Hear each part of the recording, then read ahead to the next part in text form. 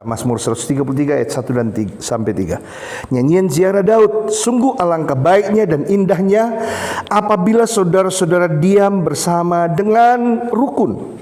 Seperti minyak yang baik di atas kepala meleleh ke janggut, yang meleleh ke janggut Harun dan ke leher jubahnya.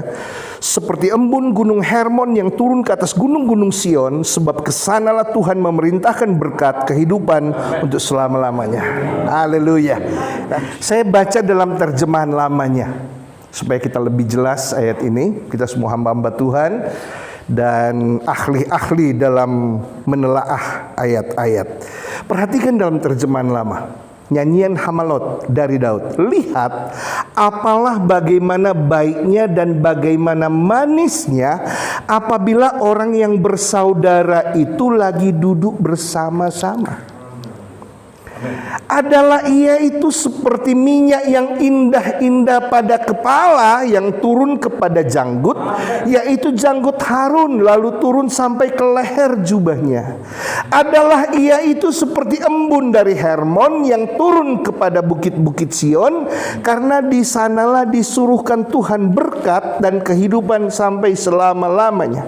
Saya coba mengcopy beberapa terjemahan tadi. Mari kita lihat ayat yang pertama. Saya suka ini, saudara. Perhatikan dalam New King James Version berkata begini.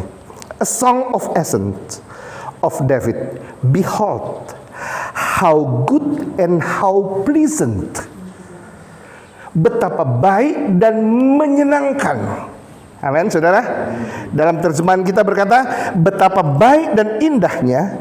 Tapi dalam New King James Version berkata how good and how pleasant. Betapa baik dan betapa menyenangkan. It is for brethren to dwell together in unity. Untuk tinggal bersama dalam satu kesatuan. Rukun bukan berarti saya pakai kaos kaki warna begini, pakai jeans, pakai baju begini, saudara harus pakai baju yang sama baru kita bisa rukun. Kalau saudara lihat satu tim sepak bola,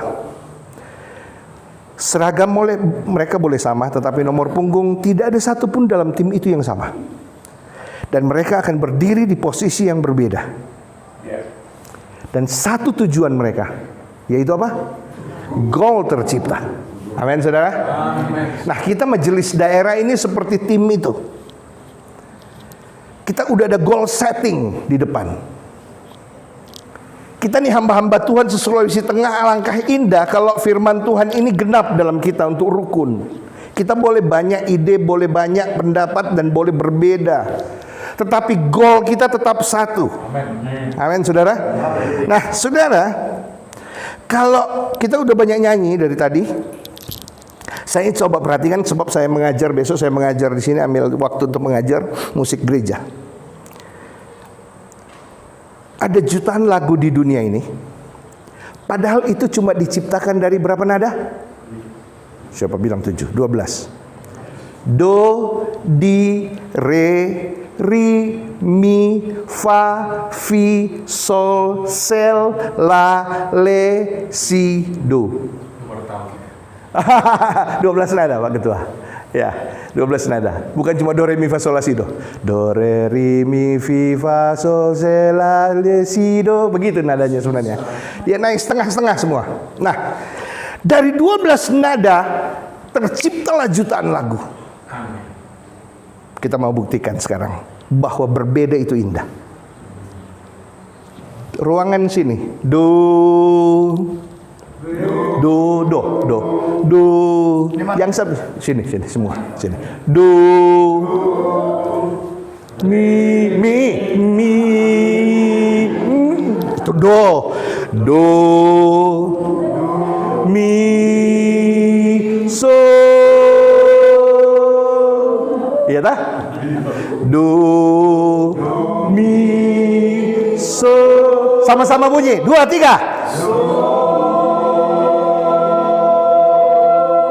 Itulah harmoni.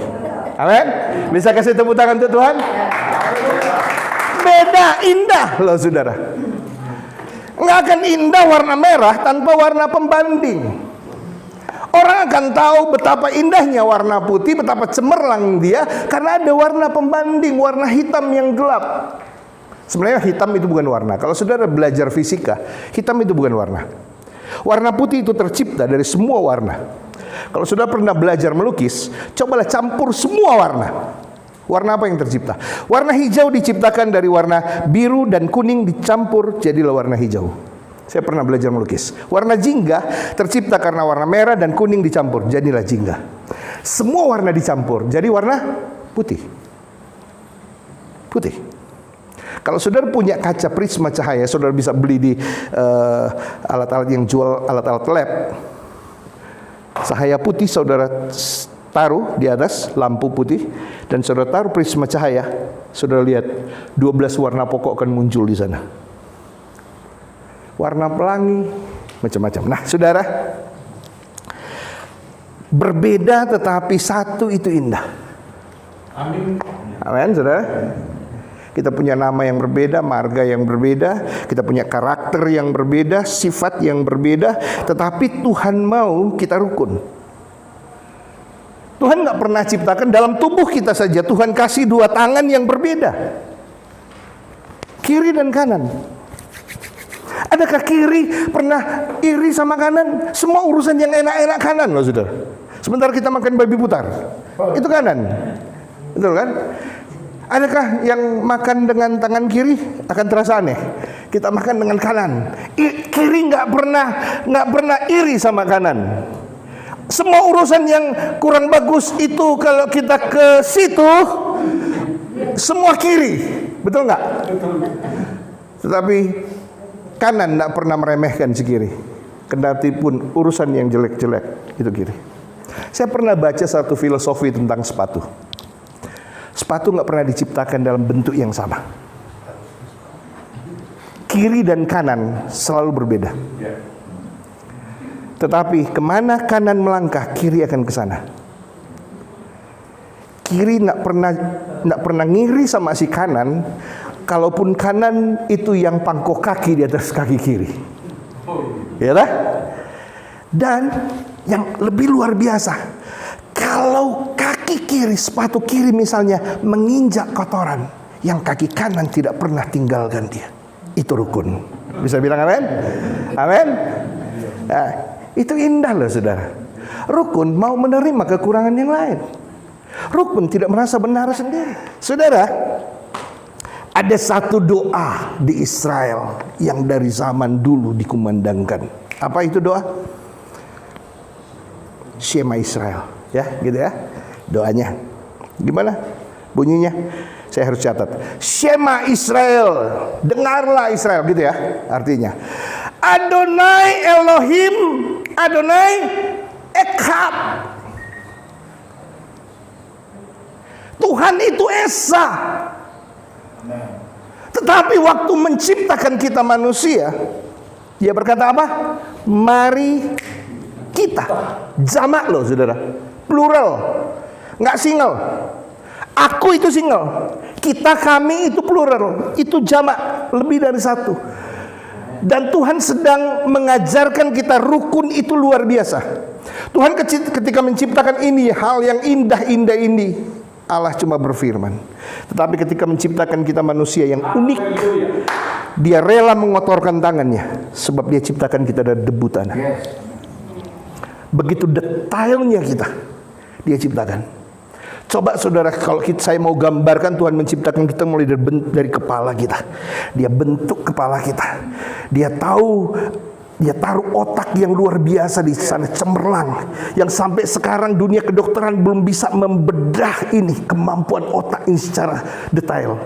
Saudara, waktu Albert Einstein mati, pemerintah Amerika minta izin sama keluarga Albert Einstein untuk minta bedah kepalanya dan pelajari otak Albert Einstein karena terlalu pintar. Ini unik. Tetapi saudara, Tuhan ciptakan otak kita untuk apa? Filipi 4 bilang apa? Semua yang baik, semua yang sedap didengar, semua yang datangkan kebajikan, apa? Pikirkan semuanya itu.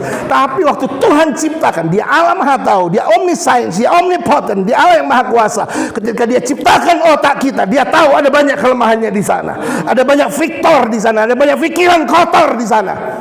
Tetapi apakah Allah berhenti sampai di otak ketika dia menciptakan kita? Tidak. Dia terus melakukan rencananya dalam kita. Amin, saudara. Bisa kasih tepuk tangan untuk Tuhan. Wow. Dan ini hasil rukunnya dari Allah Tritunggal kita ketika menciptakan kita manusia. Dia tahu titik lemahnya kita, tetapi dia tidak berhenti di sana. Dia tahu ketika dia menciptakan telinga ini, harusnya mau mendengarkan kabar-kabar baik. Tetapi sekarang kalau dengar gosip, wow, lebih percaya hoax ketimbang berita baik. Ketika dia ciptakan mulut ini, harusnya mulut ini memuji, menyembah, dan memperkatakan perkataan-perkataan yang memberkati. Tapi bukan sedikit perkataan-perkataan ini yang menjadi perkataan-perkataan para haters yang menyerang. Bahkan menyerang hamba-hamba Tuhan dan pemimpin.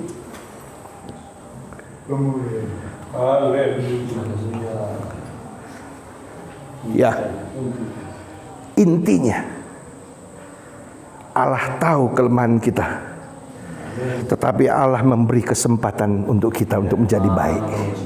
Amin. Dia tahu betul siapa kita.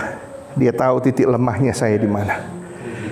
Tetapi Allah memberi kesempatan untuk kita untuk tetap melayani sampai hari ini.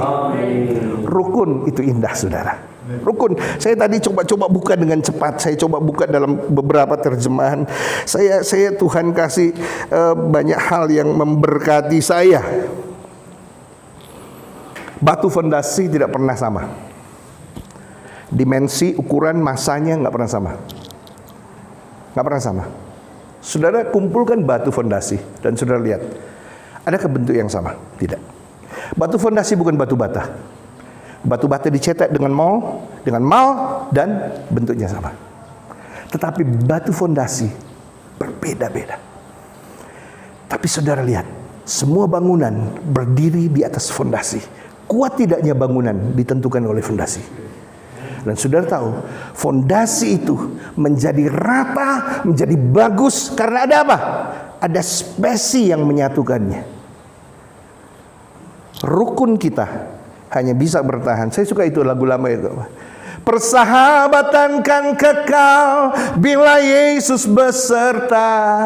Persahabatan tak kenal perasaan kecewa. Amin, saudara. Nah, kita bersahabat. Kita sahabat-sahabatnya Tuhan. Rukun itu indah kalau kita mau menerima. Ada opak dan omak baku panggil sayang. Dia cucu-cucu kage. Kayak pokoknya opak dan omak ini pesenang sekali, pesedap sekali, dah boleh rukun sekali baku panggil sayang. Dia opak panggil pada istri pak omak, sayang. Omak le panggil pak opak sayang. Omak kurang ikut pak opak. Dia cucu tanya, opak apa di rahasia? Jangan bilang-bilang pak omak. Bilang jo opak, DP rahasia cuma satu. Opak panggil pak omak sayang, kenapa? Karena opak selupa omak penama. Jadi kalau ses panggil pak brur sayang, tanya dulu siapa tapi nama. Haleluya. Nah, haleluya. Yang kedua, saudara, yang kedua dia bilang begini, adalah ia itu seperti minyak yang indah-indah. Terjemahan lama ya, minyak yang indah-indah. Tetapi dalam ayat 2 terjemahan baru bilang seperti minyak yang baik di atas kepala meleleh ke janggut, yang meleleh ke janggut Harun dan ke leher jubahnya. Ayat yang pertama saya mau simpulkan di sini bisa bicara tentang apa? Harmoni. Saya mau kasih judul ini apa ya? Triple H. Harmoni. Yang kedua ini holy. Urapan. Amin. Dalam Keluaran 30 kalau saya nggak salah. 23 kalau saya. Nah, di situ bicara tentang minyak urapan yang sebenarnya. Ada 5 di sana. Kayu teja, tetesan tebu yang manis, kayu manis, mur, dan minyak zaitun. 5. Dan itu ditimbang dengan sikal kudus. Kalaupun saudara dapat, mau cari sikal kudus di mana? Ya. Saya nggak bicara itu, tapi saya mau bicara tentang yang kedua itu holy. Urapan, minyak yang baik di atas kepala meleleh ke janggut dan meleleh ke janggut Harun. Ingat, arah cairan itu meleleh selalu ke bawah. Selalu ke bawah. Perhatikan ini. Sebab ayat 3 saudara akan kaget melihat hal yang berbeda. Ayat kedua bilang, dari kepala ke janggut dan ke leher jubah, selalu ke bawah. Dalam hukum alam, hukum fisika menjelaskan air itu mengalir ke tempat yang lebih rendah. Pasti. Itu pasti. Cairan itu mengalir ke sana. Nah, perhatikan. Saya baca ayat dalam bahasa Inggris. Maaf kalau saya pakai terjemahan bahasa Inggris. It is like the precious. Ini sesuatu yang berharga, mulia, murni, indah, agung. Itu precious. Oil upon the head. Berharga, mulia, murni, indah, agung. Itu bicara tentang urapan Tuhan. Amin. Kadang-kadang barangkali kita lupa, saking capek, saking sibuk, kita lupa tentang ini. Tuhan sedang mempercayakan kita satu hal. Dia berikan sesuatu yang berharga, mulia, murni, indah, dan agung dalam hidup kita. Tapi ingat, kalau itu Om tadi menegur, saya rasa bukan tersinggung Om, tapi benar Om bilang, kita lebih banyak dominannya kemana? Urusannya kita ini sebagai hamba Tuhan lebih dominannya kemana? Ya mau bisnis, barangkali silahkan, tapi kalau lebih dominan ke bisnis bahaya ya Om ya. Sebab minyak yang kurang baik juga akan meleleh ke arah yang sama. Amin. Minyak yang kurang baik juga akan meleleh ke arah yang sama. Sebab itu hati-hatilah tentang ini. Menjaga kepercayaan Tuhan, urapan Tuhan. 1 Korintus 4 ayat 1 dan 2 saya mau baca. 1 Korintus 4 ayat 1 dan 2. Biarlah ini menjadi bekal untuk kita dan kita belajar bersama tentang ini. Saya juga belum sempurna, saya masih banyak harus belajar. 1 Korintus 4 ayat 1 dan 2 firman Tuhan bilang begini, demikianlah hendaknya orang. Perhatikan, kali ini bukan Tuhan. Demikianlah hendaknya apa? Orang. Kali ini bukan Tuhan memandang kami sebagai hamba-hamba Kristus. Saya suka di sini, saudara. Saudara yang punya MySword dalam HP, dalam Alkitab eSword, saudara bisa buka terjemahan dalam bahasa aslinya. Dia bicara apa? Di sini hamba bukan lagi doulos, bukan doule dalam bentuk feminim, tetapi Tuhan bicara di sini tentang huperetes. Apa itu huperetes? Steward, governor. Huperetes pengelola. Tuhan jadikan kita hamba, tapi hamba Kristus loh saudara. Yang kepadanya pengelolanya apa? Waktu Maria kan datang. Sekarang sudah ada Alkitab bahasa Indonesia, bahasa Manado. Waktu Gabriel datang sama Maria, engkau akan mengandung seorang anak. Aduh, belum kawin kita, ya toh? Semua hamil, belum kawin. Malaikat jelaskan, itu dari Roh Kudus. Saya suka itu Maria bilang sama malaikat. Dia bilang apa? Be it unto me according to your word. Jadilah padaku menurut perkataanmu. Pengakuan yang terakhir saya suka. Karena aku ini adalah seorang doule, seorang hamba perempuan, seorang doulos. Tapi dalam ayat ini Tuhan gak bicara tentang doulos, hamba yang tidak punya hak apa-apa.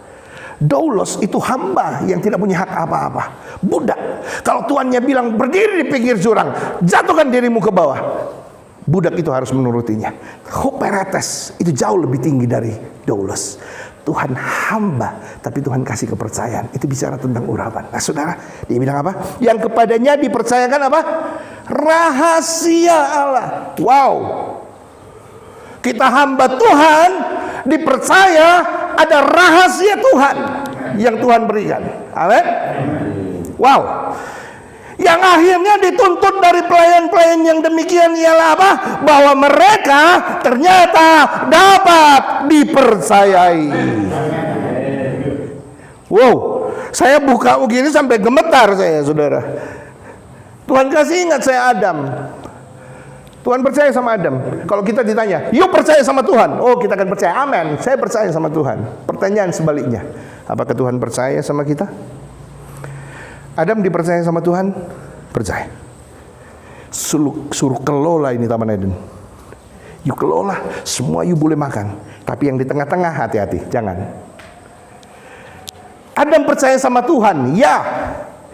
Tuhan percaya sama Adam, ya. Tapi pertanyaannya, apakah Adam dapat dipercayai?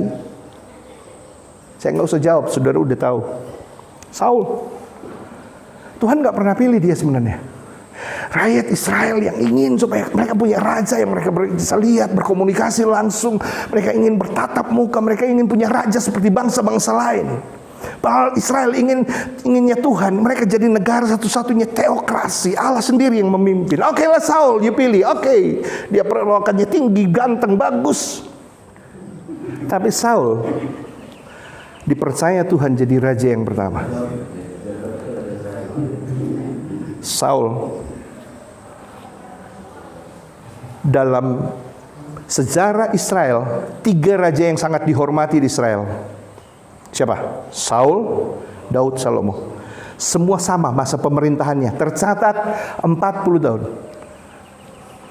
Tapi kalau saudara lihat secara yuridis dan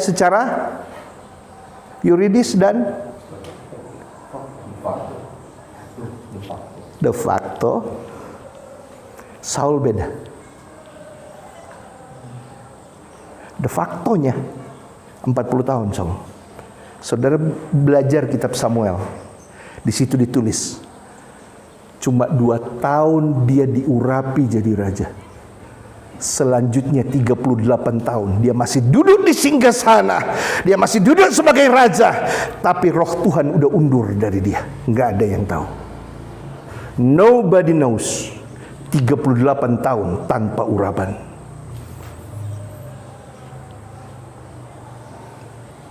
Bukan sedikit orang yang masih bisa berdiri di balik mimbar. Yang saya takut tanpa urapan.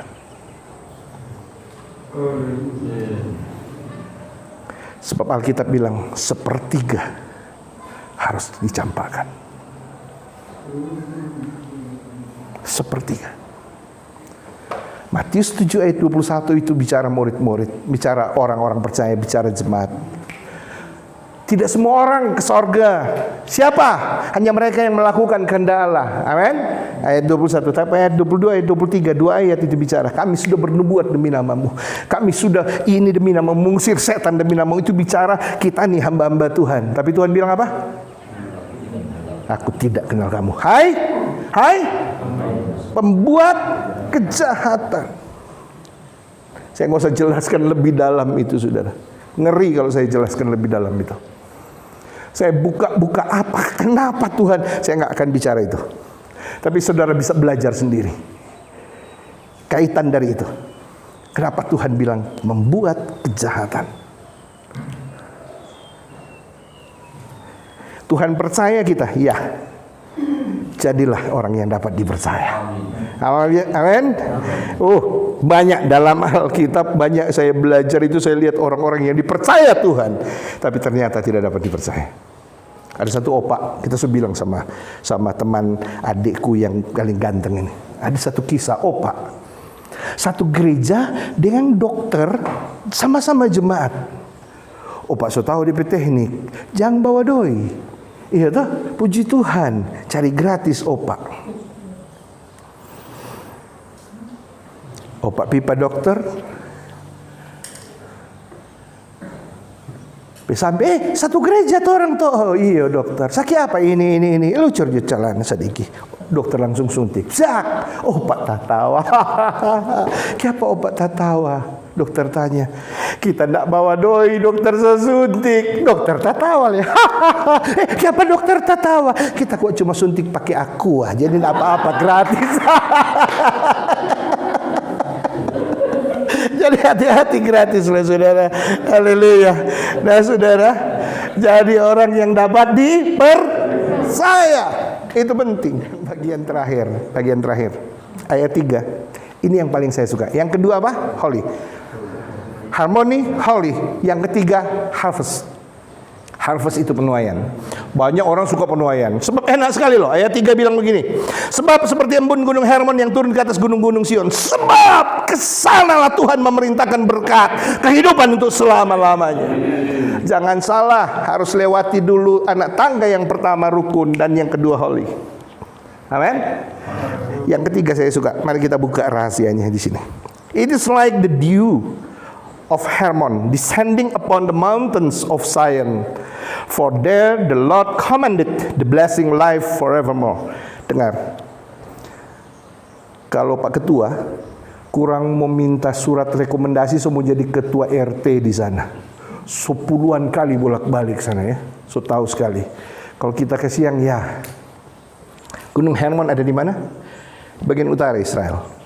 Itu ada di pertigaan 3 negara. Lebanon, Israel, dan Syria. Syria pernah membangun dam. Waktu ada satu masa begitu membludaknya air dari Gunung Hermon dan mereka tampung itu, mereka bikin dam. Tapi kemudian air tidak mengalir lagi ke sana. Terbengkalailah bendungan itu. Saudara, dia belok ke Israel.